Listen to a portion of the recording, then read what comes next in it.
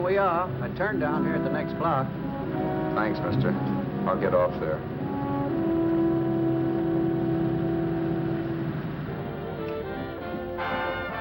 Want anything else? No. Hey, you. Me? Yeah, you. Which way you heading? East.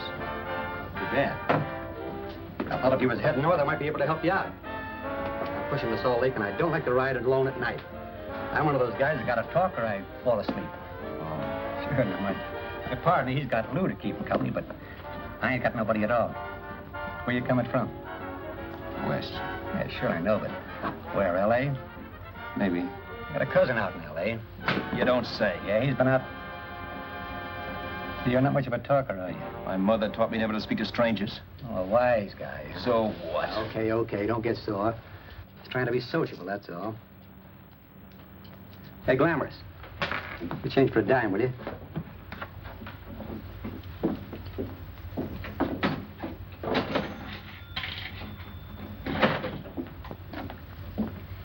Let's have something quieter this time, Joe. My head's splitting. Is that what's wrong with it? Done with your coffee? No. And don't rush me, will you?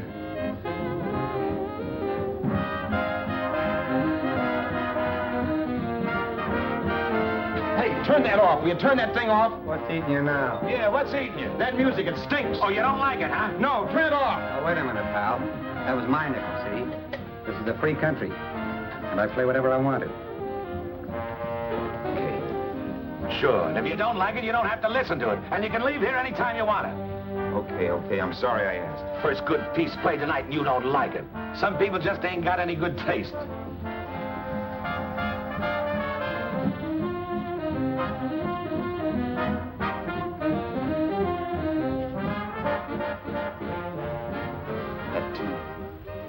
That tune. Why was there always that rotten tune? Following me around, beating in my head, never letting up. Did you ever want to forget anything? Did you ever want to cut away a piece of your memory or blot it out? You can't, you know. No matter how hard you try. You can change the scenery. But sooner or later, you'll get a whiff of perfume or somebody will say a certain phrase or maybe hum something. Then you're licked again. I can't believe that you're in love with me. I used to love that song once. So did the customers back in the old Break of Dawn Club in New York. I can't remember a night when I didn't get at least 3 requests for it. Sue, she was always selling it too. Those were the days.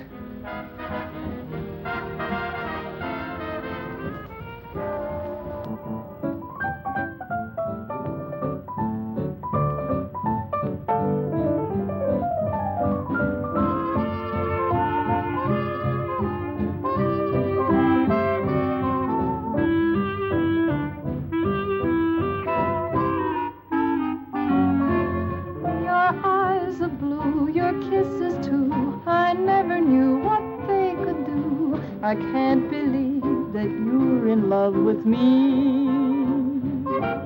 You're telling everyone you know that I'm on your mind each place you go. They can't believe that you're in love with me. I have always placed you far above me. I just can't imagine that you love me. And after all is said and done, to think that I'm the lucky one, I can't believe that you're in love with me.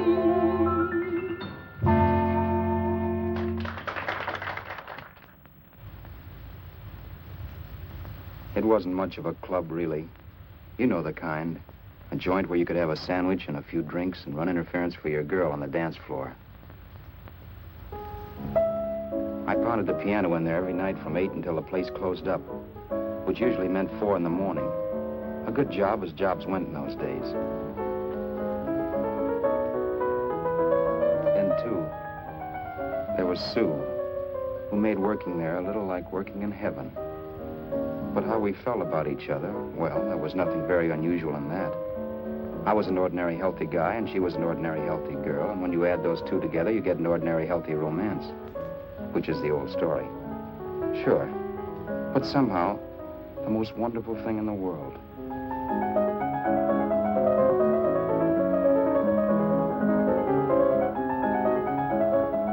All in all, I was a pretty lucky guy.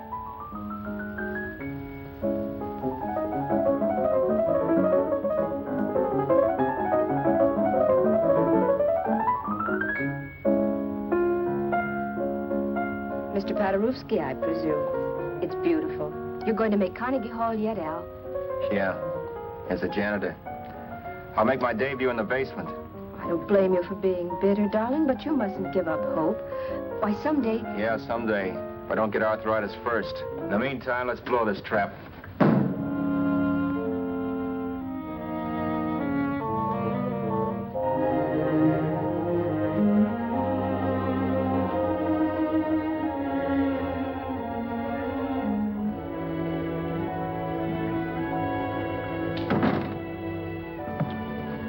Like to get something to eat, hon? Oh, I don't think so, Al.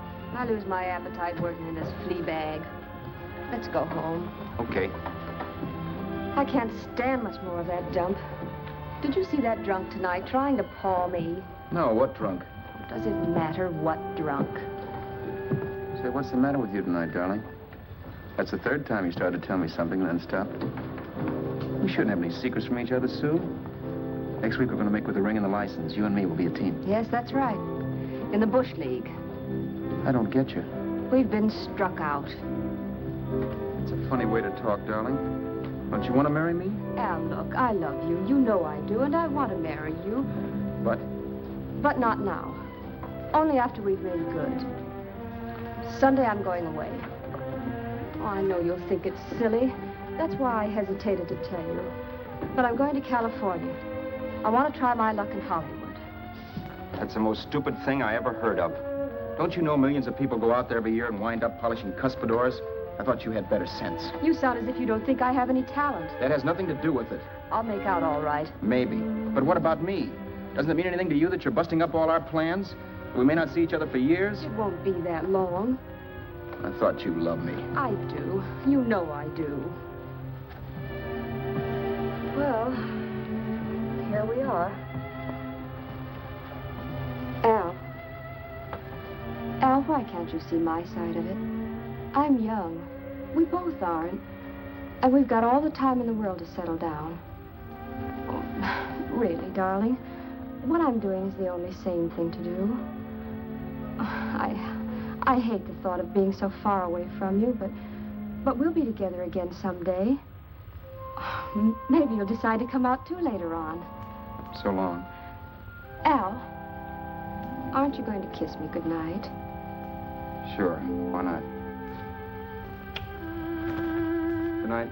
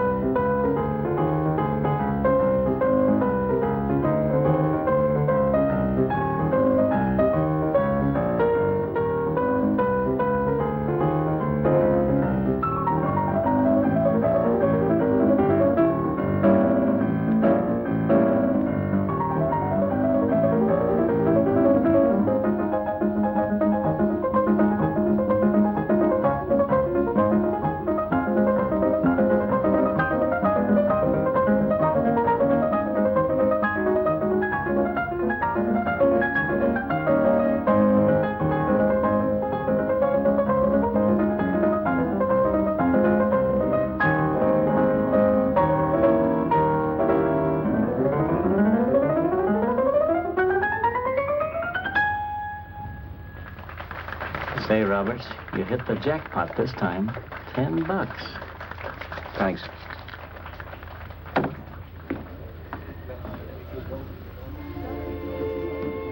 So when this drunk handed me a 10 spot after a request, I couldn't get very excited. What was it, I asked myself? A piece of paper crawling with germs. It couldn't buy anything I wanted. It couldn't... Then I thought of something.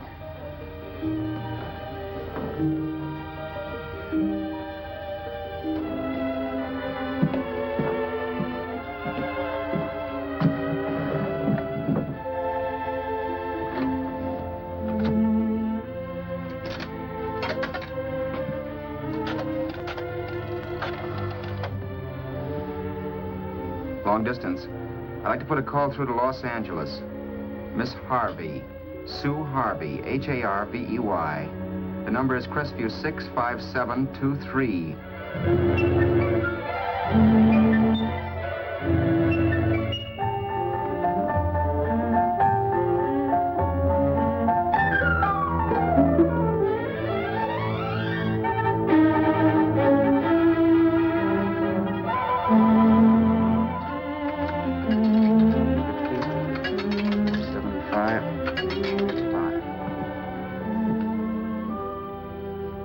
Hello, Sue? This is Al. Oh, baby, it's great to hear from you, too. What's that? You do? Oh, me too, darling. I thought I'd go batty without you. I just had to... Huh? You're working as a hashlinger? Gee, honey, that's tough. Those guys out in Hollywood don't know the real thing when it's right in front of them. You just stick it out, Sue, baby. Keep going around to those casting offices. I'm sure you'll click. Look, I'll tell you what. You stay put out there, I'll come to you. No, don't try to stop me. Just expect me. Train? Who knows? Train, plane, bus, magic carpet. I'll be there if I have to crawl. If I have to travel by pogo stick. And then, let's get married right away, huh? That's the stuff. That's what I've been wanting to hear you say. Well, goodbye for now. I'll be seeing you soon. Yeah. Bye. The only way I could cross country was to thumb rides. For even after hawking everything, I only had enough money to eat. Money. You know what that is. It's the stuff you never have enough of. Little green things with George Washington's picture that men slave for, commit crimes for, die for. It's the stuff that has caused more trouble in the world than anything else we ever invented. Simply because there's too little of it. At least I had too little of it. So it was me for the thumb.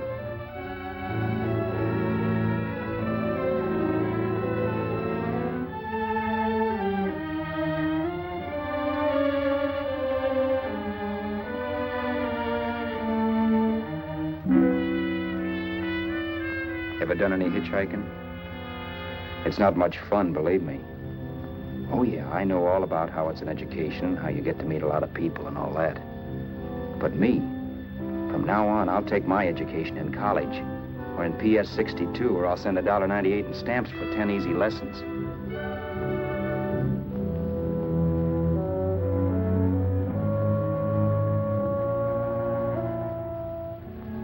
Thumbing rides may save you bus fare, but it's dangerous. You never know what's in store for you when you hear the squeal of brakes. If only I had known what I was getting into that day in Arizona. Here, throw that in the back seat. Okay, let's go. Make sure that door's closed.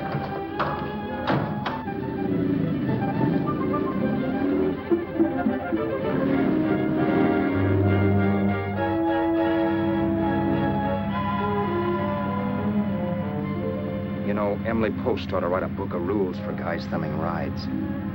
Because as it is now, you never know what's right and what's wrong. We rode along for a little while, neither one of us saying anything. I was glad of that. I never know what to say to strange people driving cars. Then, too, you can never tell if a guy wants to talk. A lot of rides have been cut short because of a big mouth. So I kept my mouth shut until he started opening up.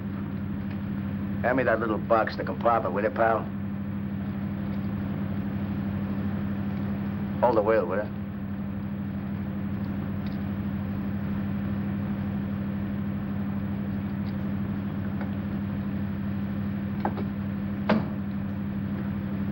How far are you going? L.A. Well, you're really traveling, aren't you? Yeah, but I don't expect to make it for a couple of years at the rate I've been promoting rides. Not much luck, huh? Sure, all bad. Not many people stop for a guy these days. Afraid of a stick-up, maybe. Well, you can't blame him. Where you coming from? New York? Well, New York. You're in luck this time. I'm going all the way. Right through to Los Angeles. You drive a car? Sure. Whenever you're tired, let me know. I'll holler. I guess at least an hour passed before I noticed those deep scratches in his right hand. They were wicked. 3 puffy red lines about 1/4 inch apart. He must have seen me looking at them because he said, Beauties, aren't they? They're gonna be scars someday. What an animal. whatever it was, it must have been pretty big and vicious to have done that. Right on both counts, New York. I was tussling with the most dangerous animal in the world. A woman. She must have been Tarzan's mate. Looks like you lost the bob. Certainly wasn't a draw. You know, there ought to be a law against dames with claws. Yeah. I tossed her out of the car in her ear. Was I wrong? Give a lift to a tomato, you expect her to be nice, don't you? Yeah. After all, what kind of dames some rides? Sunday school teachers? Yeah. A little witch. She must have thought she was riding with some fall guy. And me, who's been booking horses around racetracks since I was 20. I've known a million dames like her. 2 million. Yeah. Stopped the car, opened the door. Take it on the yard, the Duffy sister, I told her. That's the stuff. As that was done, huh?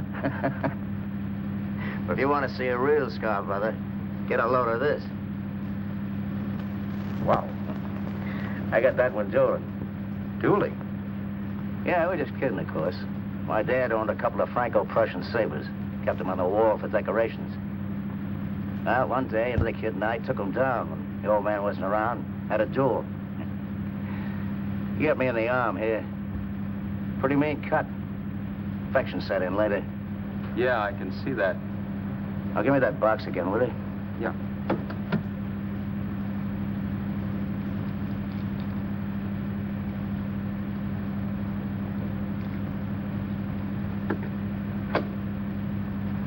Pain made me lose my head, I guess. I began slashing. Before I knew it, I'd put the other kid's eye out. That was tough. Well, it was just an accident, of course. Do you know how kids are? I got scared, decided I was going to run away from home. Old man almost caught me when I was packing my duds. The bloody rag I had wrapped around my wrist hadn't caught his attention. You've seen the bundle for sure. But I beat it when he was phoning for a doctor. That was 15, 16 years ago. I haven't been home since. Pull in there for a bite or something, huh? A bite or something. Brother, was I hungry. I hadn't had anything in my stomach for hours. Yet even with that gnawing in the pit of my belly, I didn't want to be in too big a rush to put on the feed bag. First, I had to make sure this guy knew the score. If I got him down on me, goodbye ticket to Hollywood. I'll wait out here for you, mister. Well, there's the money. Don't worry about paying for it. This time it's on me. Well, that's what... Pascal, think nothing of it. You make your first million, maybe you can do the same for me. Come on, New York. I gotta make the West Coast by Wednesday. There's a horse running in Santa Anita named Pirate Bicycle. Means dough to me if I'm on him. We'll make it all right. He did most of the talking during the half hour we were in the place.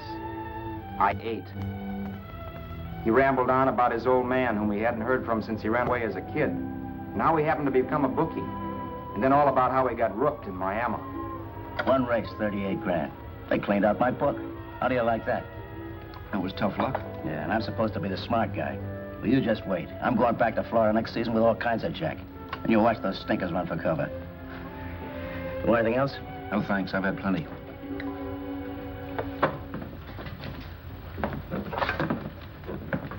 That check there, sister? Oh, just a minute. Your change, sir. Keep it, sister. Oh, thank you, sir. Call again. I'll be waiting outside for you when you finish work. Sharp check, huh?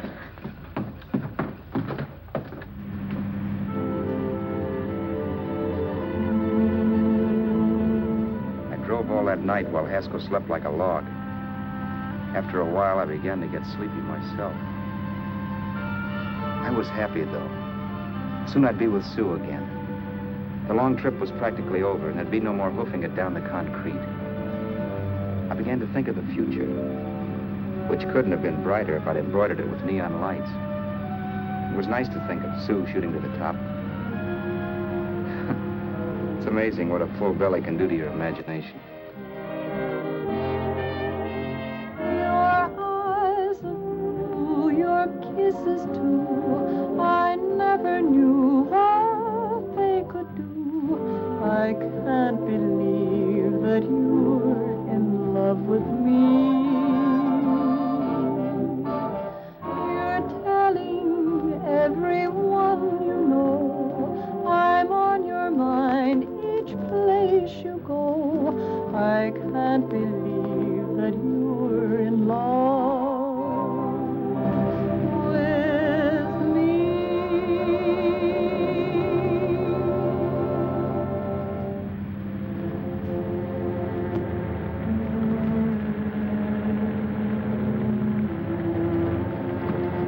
Mr. Haskell? Mr. Haskell? Mr. Haskell, wake up. It's raining. Don't you think we ought to stop and put up the top?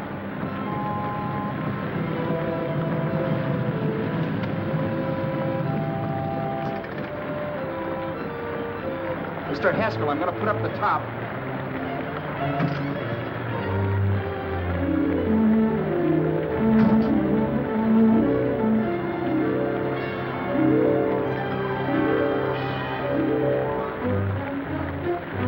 Until then, I'd done things my way. But from then on, something else stepped in and shunted me off to a different destination than the one I had picked for myself. But when I pulled open that door... Mr. Haskell, what's the matter? Are you hurt? Are you hurt, Mr. Haskell? Start your sermon. I'll listen to it. But I know what you're going to hand me even before you open your mouths. You're going to tell me you don't believe my story of how Haskell died and give me that don't make me laugh expression on your smug faces. I saw at once he was dead, and I was in for it. Who would believe he fell out of the car? Why, if Haskell came too, which of course he couldn't, even he would swear I conked him over the head for his dough. Yes, I was in for it.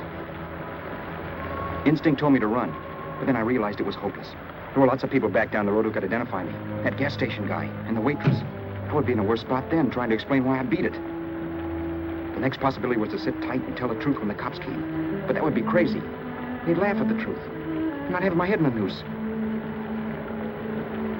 So what else was there to do but hide the body and get away in the car? I couldn't leave the car there with him in the gully. That would be like erecting a tombstone.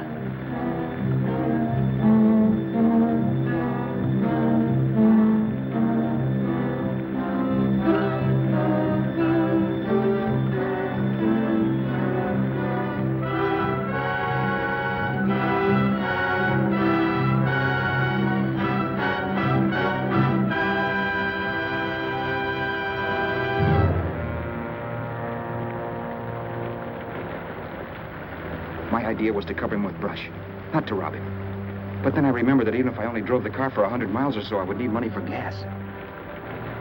Besides, it was stupid of me to leave all that money on a dead man. Not only that, I'd have to take his driver's license in case I was stopped for something. I didn't like to think about it, but by that time I'd done just what the police would say I did, even if I didn't. My clothes. The owner of such an expensive car would never be wearing them. Some cop might pull me in on suspicion.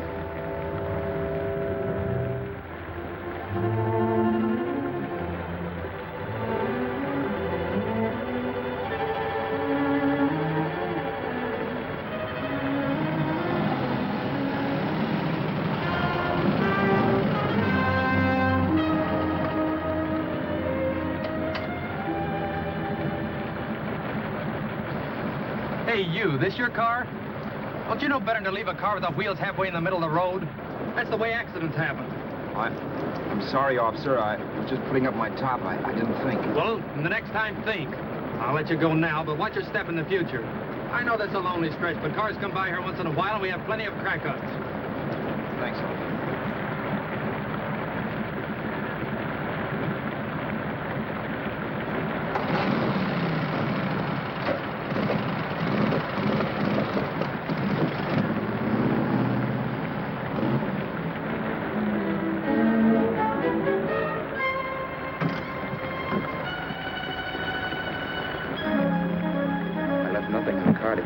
Robertson. If they found a dead man in the gully now, it would be me.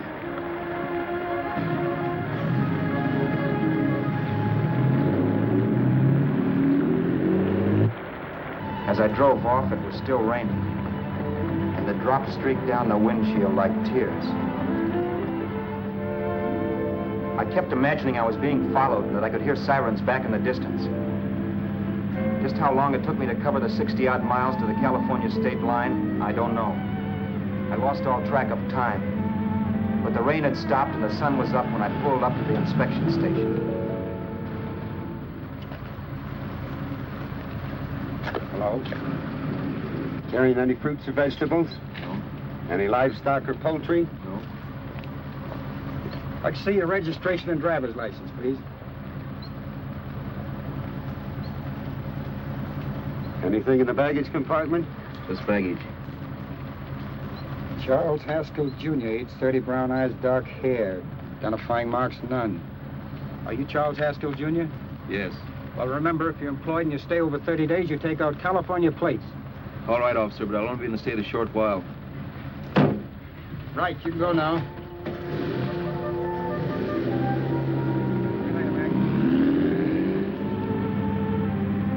I couldn't drive any farther without some sleep. Cops or no cops, I knew I had to hit the hay and hit it hard.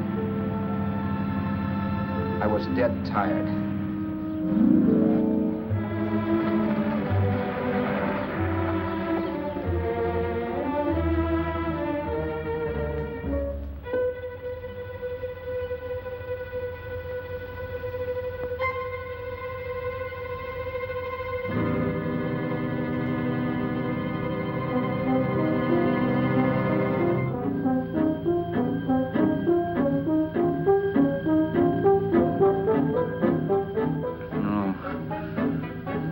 Mr. Haskell. No.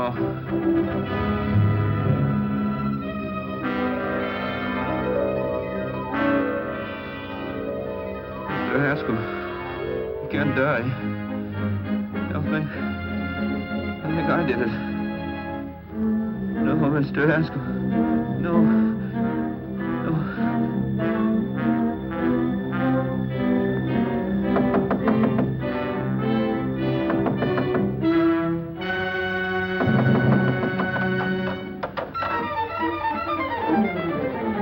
Who's there? It's the maid. Can I come in and clean? Later. In a half hour. All right, sir.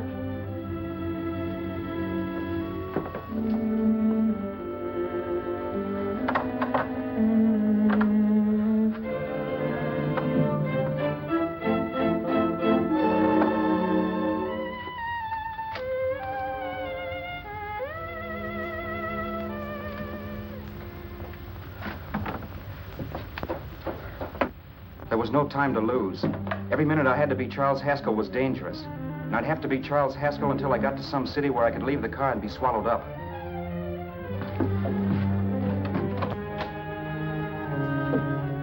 That meant driving the car as far as San Bernardino, maybe even to Los Angeles. In a little town, I might be noticed, but in a city, I should be safe enough. Then, after I ditched the car, I could go on to Sue. But those 5 minutes at the state line made me realize it might be a good idea to find out a little bit about Mr. Haskell. Then if anybody asked me questions, I could give the right answers.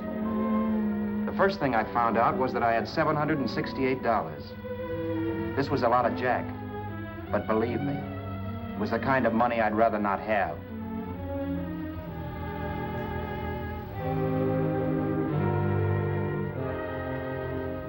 And then I found out from a letter Haskell was carting around in his bag that he wasn't the open-handed, easygoing big shot who went around buying dinners for strange hitchhikers.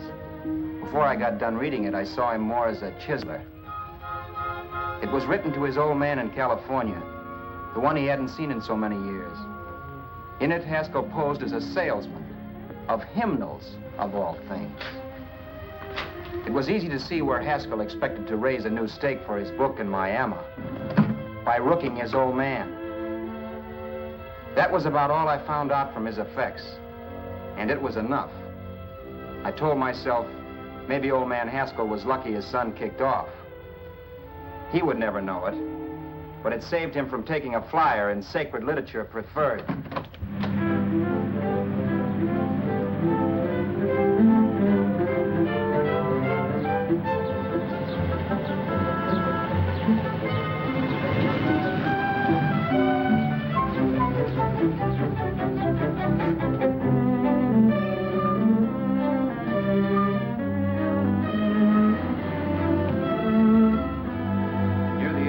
Desert Center, I pulled up for water.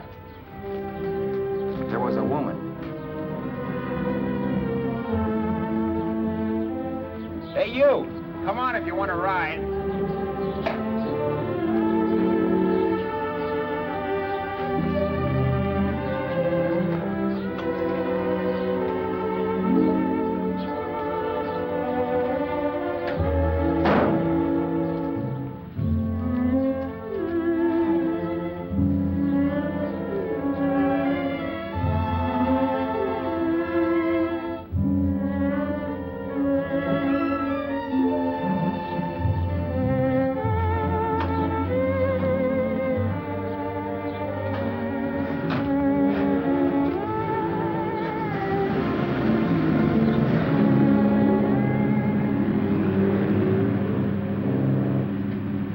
How far are you going? How far are you going? That took me by surprise, and I turned my head to look her over. She was facing straight ahead, so I couldn't see her eyes. But she was young, not more than 24. Man, she looked as if she'd just been thrown off the crummiest freight train in the world. Yet, in spite of this, I got the impression of beauty. Not the beauty of a movie actress, mind you, or the beauty you dream about when you're with your wife, but a natural beauty. A beauty that's almost homely because it's so real. Then suddenly she turned to face me. How far did you say you were going? Los Angeles? L.A.? L.A.'s good enough for me, mister. That's what I was afraid of. What'd you say? Oh, nothing, just thinking out loud. People get in trouble for doing that. What's your name? You can call me Vera if you like. You live in Los Angeles? No. Where are you coming from? Oh, back there. Needles? No. Oh, sure, Phoenix. You look just like a Phoenix girl. Are the girls in Phoenix that bad? The girl must have been pretty tired, because she fell asleep not 20 minutes after she stepped into the car. She lay sprawled out with her head resting against the far door, like Haskell. I didn't like that part of it much, but I didn't wake her up. It wasn't that this girl still worried me. I'd gotten over that funny feeling I had when she looked at me, which I put down as just my jangled nerves. With her eyes closed and the testness gone out of her, she seemed harmless enough. And instead of disliking her, I began to feel sorry for her. The poor kid probably had had a rough time of it. Who was she anyway?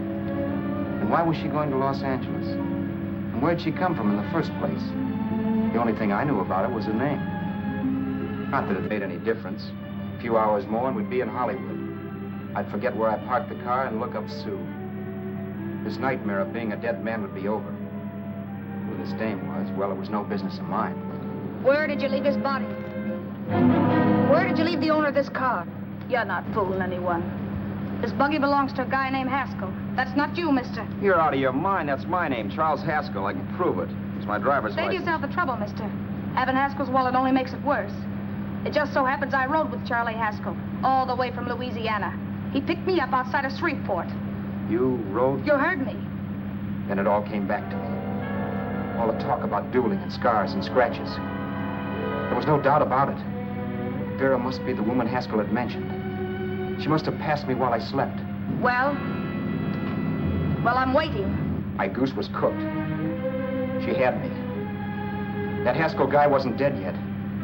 He wasn't stretched out stiff and cold in any Arizona gully. He was sitting right there in the car, laughing like mad while he haunted me. Well?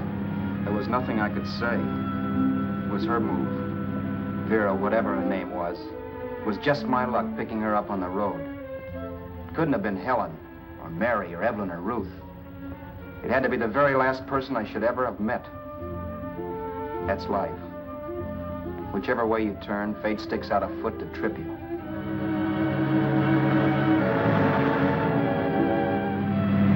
I told her everything, but but she didn't believe my story. I should have saved my breath. That's the greatest cock and bull story I ever heard. So he fell out of his car. Say, who do you think you're talking to, a hick? Listen, mister, I've been around, and I know a wrong guy when I see one. What'd you do, kiss him with a wrench? Now, wait a minute. What I told you was true. You see, that's why I had to do it. You think I killed him? Well, the cops would have thought so, too. Yeah, well, maybe they still think so. What makes you so sure I'll shut up about this? Vera, I'm innocent. Give me a break, will you? It won't do me any good having you pinched. The cops are no friends of mine. Now, if there was a reward, but there isn't. Thanks. Don't thank me yet. I'm not through with you by a long shot. Let's see that roll.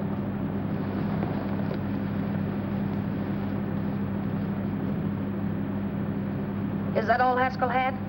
Isn't it enough? No, I thought he had more. Not that I know of. You can search me if you think I'm holding out on you. Well, maybe I will at that. He told me he was going to bet $3,000 on a horse named Paradisical on Wednesday at Santa Anita. He was stringing you along. He meant 300. Maybe. Sure, $3, 300. He was a piece of cheese, a big blowhard. Listen, mister, don't try and tell me anything about Charlie Haskell. Remember, I knew him better than you did. Okay, then you knew he was a four-flusher. That explains the $3,000 bet. I'm not so sure he didn't have that $3,000. Why should I believe you? You got all the earmarks of a cheap crook. Now, wait a Shut minute. up. You're a cheap crook and you killed him. For 2 cents, I'd change my mind and turn you in. I don't like you. All right. Don't get sore. I'm not getting sore. But just remember who's boss around here. If you shut up and don't give me any arguments, you'll have nothing to worry about. But if you act wise, well, mister, you'll pop into jail so fast it'll give you the bends. I'm not arguing. Well, see that you don't. You know, as crooked as you look, I'd hate to see a fella as young as you wind up sniffing that perfume that Arizona hands out free to murderers. I'm not a murderer. Of course you're not. Haskell knocked his own head off. He fell, that's how it happened, just like I told you. Sure, and then he made you a present of his belongings. I explained why I had to do that. Doesn't make a difference one way or another. I'm not a mourner. I liked Haskell even less than I like you. Yeah, I saw what you did to him. What do you mean? Well, scratches on his wrist. Sure, I scratched him. I'll say you did. So your idea was to drive the car a little way, maybe into San Bernardino, and then leave it. You weren't going to sell it? Sell it? You think I'm crazy? Somebody else's car? See, all I want to do is leave it somewhere and forget I ever saw it. Not only don't you have any scruples, you don't have any brains. I don't get you. Maybe it's a good thing you met me. You'd have got yourself caught, sure. Why, you dope. Don't you know a deserted automobile always rates an investigation? Huh? Look, the cops find a car. Then they get curious. They wonder where the owner is. So, all right, they don't trace Haskell. They trace you.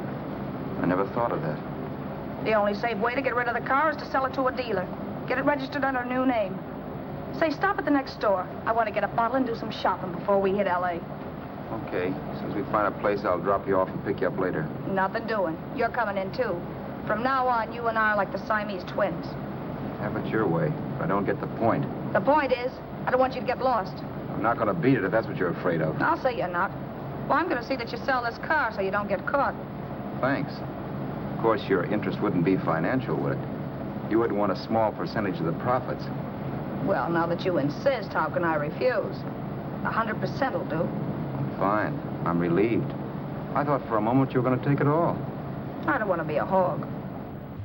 A few hours later, we were in Hollywood. I was recognizing places Sue had written about. It struck me that far from being at the end of the trip, there was a greater distance between Sue and me than when I started out.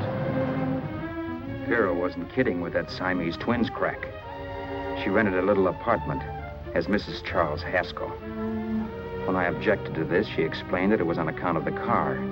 A dealer might think something was funny if he called and found we were using different names.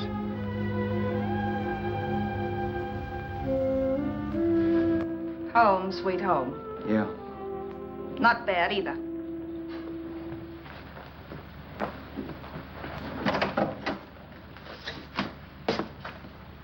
In case there's any doubt in your mind, I'll take the bedroom. Yeah. Sure is stuffy in here.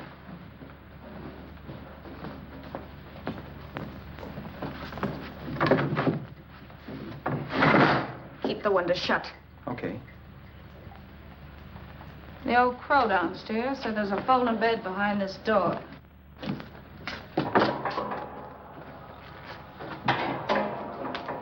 You know how to work it? I invented it. Some joint. One can't have everything.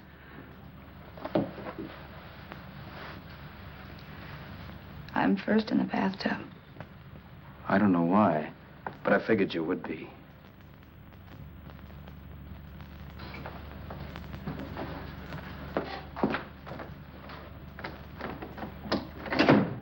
Boy, oh boy. It sure feels good to be clean again.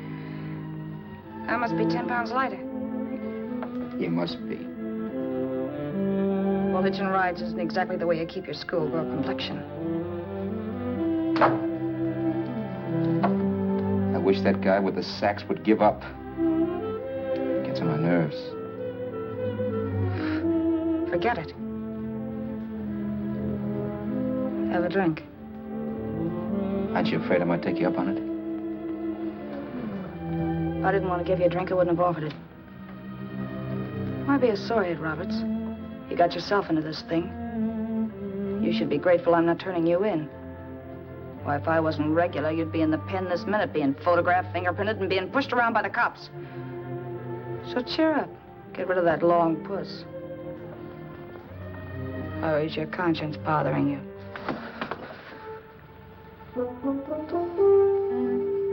No. It isn't. Swell. That's the spirit. He's dead and no moment around will bring him back. Anyway, I never could understand this worrying about something that's over and done with. Now, look, Vera, for the last time, I didn't kill him. Haskell was a sick man. Maybe he was dead before he fell out of the car. I don't know. Sure. He died of old age. All right. So if it'll make you sociable, you didn't kill him.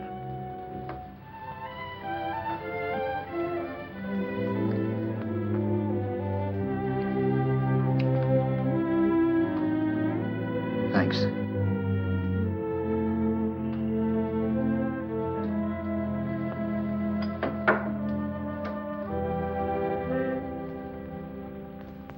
We're out of liquor, Roberts. Yeah. Too bad. I felt like getting tight tonight. Well, I think you succeeded. Am I tight? As a prima donna's corset. That's good. I wanted to get tight. Why? What have you got to get tight about? Oh, I don't know. Few things. You should have my worries. If I had your troubles, I'd stay sober. And I've got the key to that door. Yeah. Maybe you're right. I'm always right. You know, I don't like your attitude, Roberts. Well, there's a lot of things I don't like. Sure. But life's like a ball game. You gotta take a swing at whatever comes along before you wake up and find it's a ninth inning. You read that somewhere. That's the truth, Roberts. All you do is bellyache. Taking it easy and, well, trying to make the best of things. But maybe that's what's wrong with the whole world. Get the professor. People knock themselves out trying to buck fate. Now, take you, for instance. You're lucky to be alive. Why, suppose Haskell had opened your door. You'd be playing a harp now. Think of that. You think of it. I'm tired of thinking. There's plenty of people dying this minute. I would give anything to trade places with you. I know what I'm talking about. I'm not so sure. At least they know they're done for. They don't have to sweat blood wondering if they are. Your philosophy stinks, pal. We all know we're going to kick off someday. It's only a question of when. But what got us on this subject anyway? We'll be discussing politics next. Yeah. Where'd you hide the butts? On the table, sucker.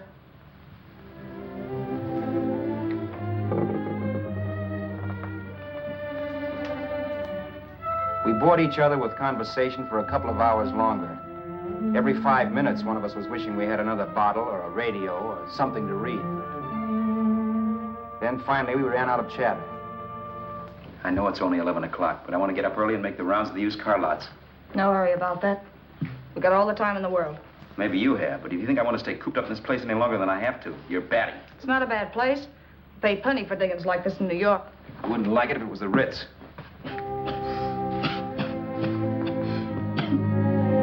Rotten liquor. You got a mean cough. Ought to do something about it. I'll be all right. That's what Camille said. Nobody you know. Wasn't that the dame that died of consumption? Yeah. Wouldn't it be a break for you if I did kick off? You'd be free with all Haskell's dough and car. I don't want to see anybody die. Not even me. Especially not you. One person died of me. If you did, well, that's all I need. You don't like me, do you, Roberts? Like you? I love you. My favorite sport is being kept prisoner. After we sell the car, you can go to blazes for all I care. But not until then.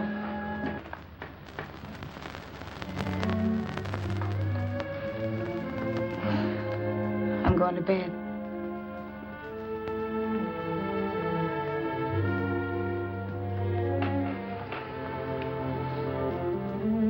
Good night, Roberts. Don't try and sneak away during the night. All the doors are locked. Anyway, if I find you gone in the morning, I'll notify the police. They'll pick you up. Don't worry, I know when I'm in a spot. Well, good night. I hope that portable rack isn't too uncomfortable for you. Don't lose any sleep over it, will you, Vera?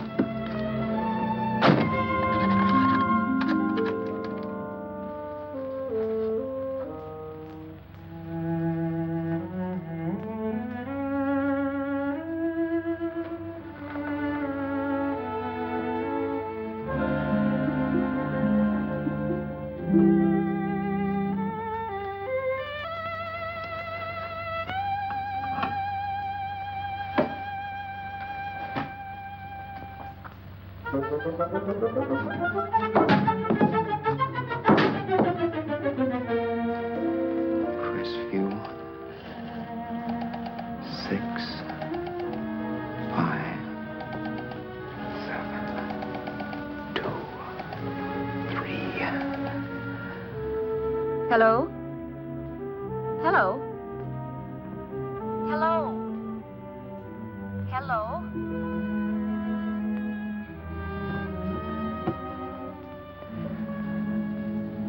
No.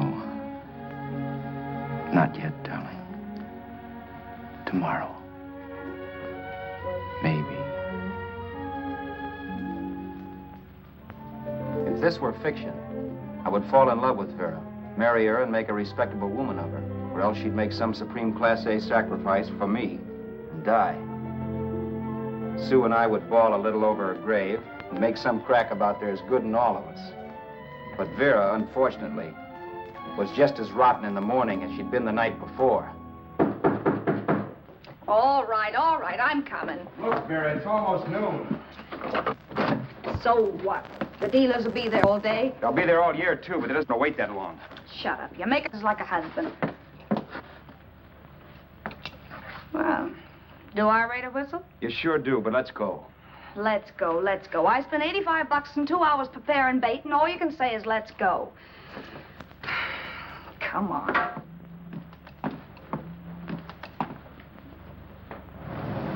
We passed a few used car lots last night down this way. What do you think we can get for this heap? I don't know. Plenty. Just let me handle everything. Think we can get $2,000? I don't know, but don't worry. I'll squeeze as much out of this guy as I can. If I let it go cheap without a fight, he might think we've stolen the car. And listen, don't make any slips and call me Roberts. That'll cook us. I don't need you to tell me that. You better just sit by and keep your mouth closed. Remember, we're both in the soup if anything happens. Forget it and drive. You're my wife, Vera Haskell. Look, after the deal's closed, let's go back to that place on Hollywood Boulevard where I saw the fur jacket. I want to buy it. After the deal's closed, I'm saying goodbye to you. That's right, I forgot. I guess I'm getting kind of used to you. Well, that's a habit you could start breaking. Let's try this place in the middle of the block.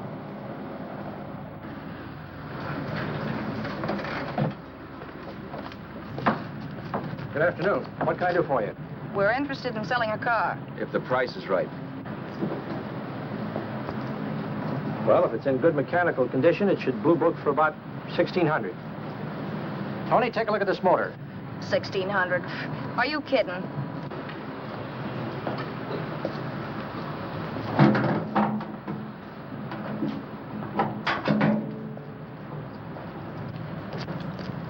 Well, maybe $1,850.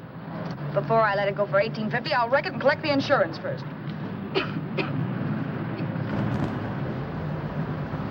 Lady, this motor's seen a lot of driving.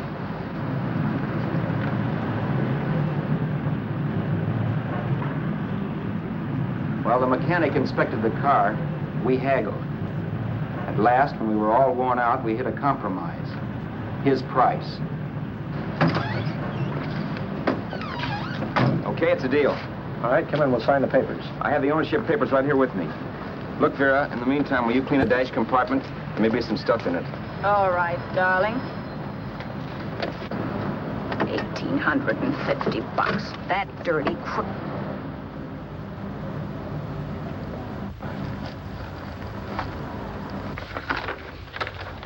New York, huh? Yeah. But you bought the car in Miami? Yeah. Well, now let's see about the insurance. We can either have it transferred or canceled. What kind of insurance do you have, Mr. Haskell? Well, aren't all the papers there? I don't see any. Surely you know what type of insurance you carry in the car. The name of the company? Yeah, but, Well, if you'll just tell me the name of the company, I'd be very glad to take care of all the details. Well, Did you sign the papers yet? not yet. Well, don't. We're not selling the car. Well, wait a minute, Mrs. Haskell. Come on, darling. What's the matter? You changed your mind? Yes, I'm sorry. I guess I have. But, Vera... Let's go.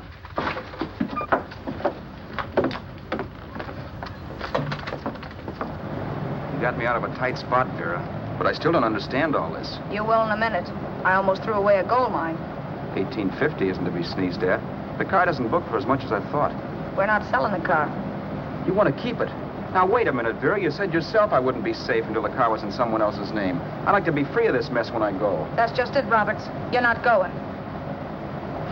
There's a drive-in at the next corner. Pull in there and we'll get a bite to eat. And I'll explain. What is this, another one of your brilliant ideas?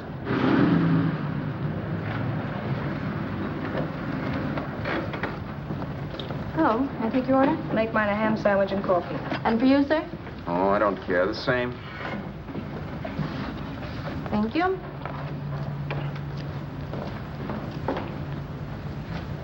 Get this, Vera. I've been pretty patient so far. I've done everything you asked me to do, but no more. Shut up. You've taken Haskell's money, and you can have the dough we get from selling the car, but you're not going to keep me a prisoner. It's a good thing I bought the paper. Take a look at that. Vera, I'm in no mood. Read that.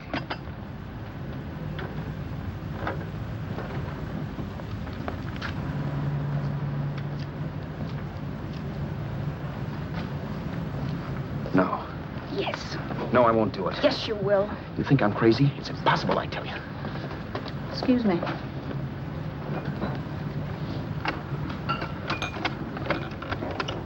Blow the horn when you're through. No one could possibly get away with an act like that.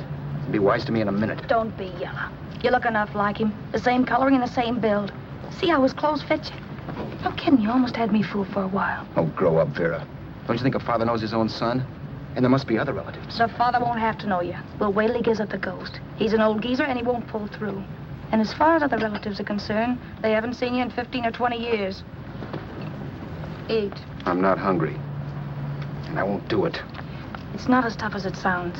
Remember, you've got all kinds of identification. His car, letters, license. I could never get away with it. It's the stupidest thing I've ever heard. The old boy has scads of dough. Look in the paper there. Personal fortune assessed at over $15 million. He'll leave plenty, I tell you. Maybe he cut off his son. How do we know? It's out, Vera. I won't have anything to do with it. I think you will. Look, Vera, I'll do anything within reason. But not that. So forget it. Or find yourself another stooge. You sap. You'll be fixed for the rest of your life as Charlie Haskell. You can take your inheritance and go away.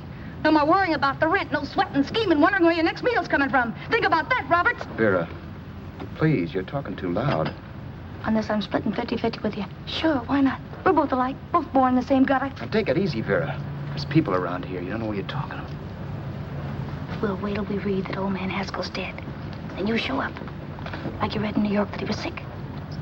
No. Suppose he doesn't die. He will. I know he will. Something tells me. But as much as I insisted I would have no part of her scheme, Vera was taking it for granted I would. Neither of us had our mind on the cards as we played that night. I knew we were just trying to kill time between newspaper editions. This was a death watch for Vera. Maybe it was for me, too. Don't you realize if I'm caught, they'll want to know where I got the car and stuff, and they'll have me on a murder charge. If you're smart, you won't get caught. I knock for 7. And if I'm caught, don't you realize you'll be out, too? 18 points. That gives me 30. How will I be out? You'll be out $1,850 we would have gotten on the car. Really, Vera, you'd be an awful chump if you threw away all that dough on a dizzy long shot. Let me sell the bus tomorrow. With the money it'll bring and what you've already got, a clever kid like you can run it up in no time. Then we'd both be in the clear. I'll be in the clear anyway. Maybe. But if I got caught, I'd get good and sore at you, you know. You mean you'd squeal? Well, no, not squeal exactly. Never mind what you meant. Even if you did tell the cops I was in on it with you, what could they do to me? They might give me the same medicine they gave you. Yeah. A rope. But I'm on my way now. All they'll be doing will be rushing it. All right. But think of the $1,850 you'd lose. You'd kick yourself along the block if they let it get away from you. I'll take the chance. Want another drink? You're being a goon. That's the way people wind up behind the 8 ball. Once they get a few dollars, they become greedy and want more. My. Caesar. Who? You know that Roman general? He got his for being greedy. He wasn't satisfied, so the final wind-up was he took the count. A couple of days ago, you didn't have a dime. Why, you were so broke you couldn't pay cash for a postage stamp. Now you've got almost $700 with $1,850 in the offing. Take my advice. Don't try for more. I'm tired of this game. Let's have some blackjack. Play solitaire. Okay, I will if that's the way you feel about it. That's the way I feel about it. Getting sore and throwing things won't help much, Roberts. I'm really doing you a favor. I help you out of a jam by keeping my mouth shut. I show you how to make some soft money. And what thanks do I get? Thanks. Sure. Or would you rather call the cops and told him you killed a man and stole his money? I didn't kill anybody. Yes, you did. No, I didn't. You know I didn't. All right, then. Suppose I call the cops. If you're innocent, what do you got to be scared of? Okay. Call them, you mutt. Go ahead and call them, see if I care. At least they'll give me a square deal. You want me to call them? You heard me. But I'm warning you. If I'm pinched, I'll swear you were in on it. I'll say that you helped me. If I fry, I'll get even with you. You wouldn't dare. You're chicken. Yeah?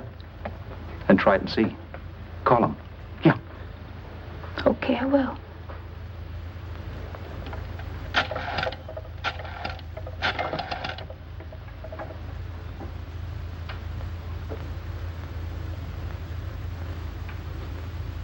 Information? I want the number of the Hollywood police station. Okay, I got it. Thanks. Wait a minute, Vera. You wouldn't do that. Well, wouldn't do that, and I'll show you if I would. Take it easy now. Let's talk this over. This was early in the evening, and the conversation, while hectic, was at least pitched low. But as the minutes passed, and more obstacles to her plan popped into my head, the air got blue. Each word coming from our lips cracked like a whip. I reminded her that as Charles Haskell, I didn't even know my mother's name, where I'd gone to school, the name of my best friend, whether I had an Aunt Emma or not, my religion, and if I'd ever owned a dog. I didn't even know what my middle initial stood for. I also pointed out that the real Haskell had a scar on his forearm.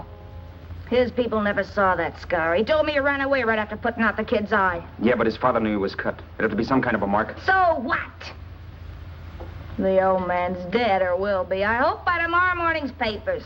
Anyway, you could cut yourself a little, couldn't you?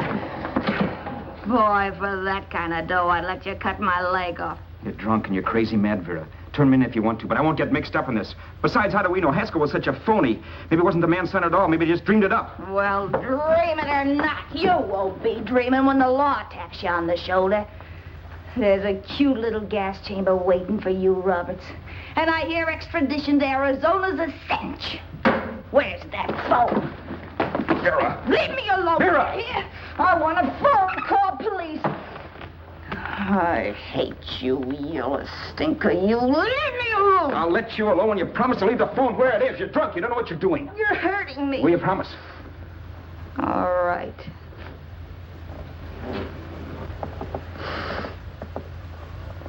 You hurt me. I'm sorry, but...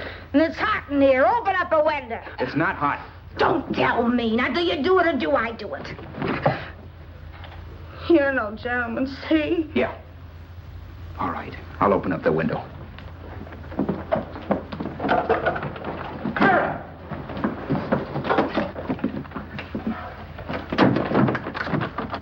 the door. Please open the door. Vera, open the door. Don't use the phone. Listen to me. I don't like you, Roberts. You're no gentleman, see? You hurt my hand, and I'm going to get even with you. If you don't open the door, I'm going to kick it down, Vera. Vera, don't call the cops. Listen to me. I'll do anything you say. Vera, let me in. I'll break the phone.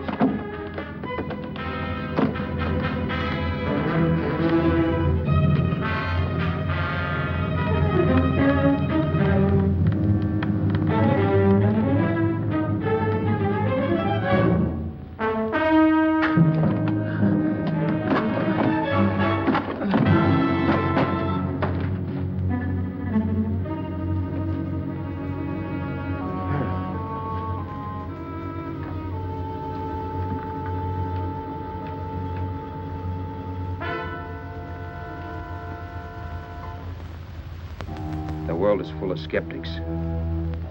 I know. I'm one myself. In the Haskell business, how many of you would believe he fell out of the car? And now, after killing Vera without really meaning to do it, how many of you would believe it wasn't premeditated? In a jury room, every last man of you would go down shouting that she had me over a barrel and my only out was force. The room was still.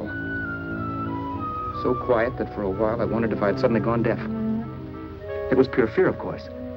And I was hysterical, but without making a sound.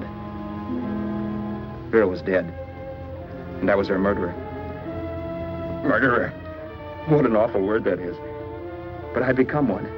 I'd better not get caught. What evidence there was around the place had to be destroyed. And from the looks of things, there was plenty. Looking around the room at things we'd bought was like looking into the faces of 100 people who'd seen us together and who remembered me. This was the kind of testimony I couldn't rub out. No. I could burn clothes and hide bottles for the next 5 years. There'd always be witnesses. The landlady, for one. She could identify me. The car dealer, the waitress in the drive-in, the girl in the dress shop, and that guy in the liquor store.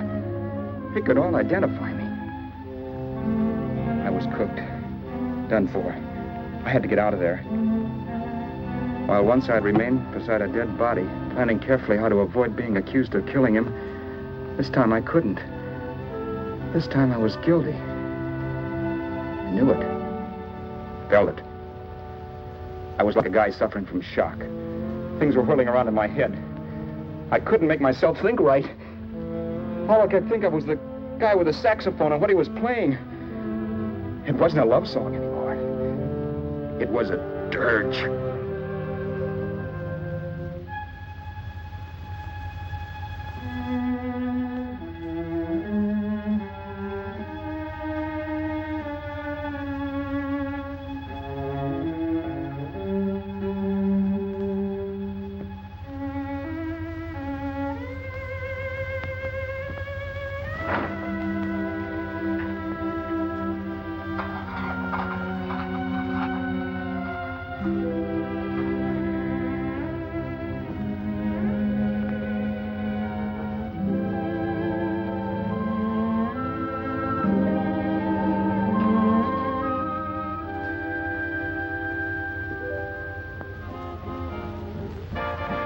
My problems weren't solved. I had to stay away from New York for all time because Al Roberts was listed as dead and had to stay dead. And I could never go back to Hollywood. Someone might recognize me as Haskell. Then, too, there was Sue. I could never go to her with a thing like this hanging over my head. All I could do was pray she'd be happy.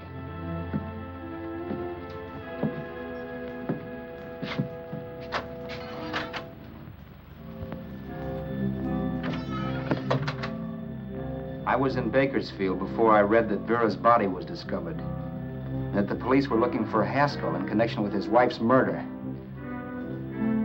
Isn't that a laugh? Haskell got me into this mess, and Haskell was getting me out of it. The police were searching for a dead man. I keep trying to forget what happened, and wonder what my life might have been if that car of Haskell's hadn't stopped. But one thing I don't have to wonder about. I know. Someday a car will stop to pick me up that I never thumbed.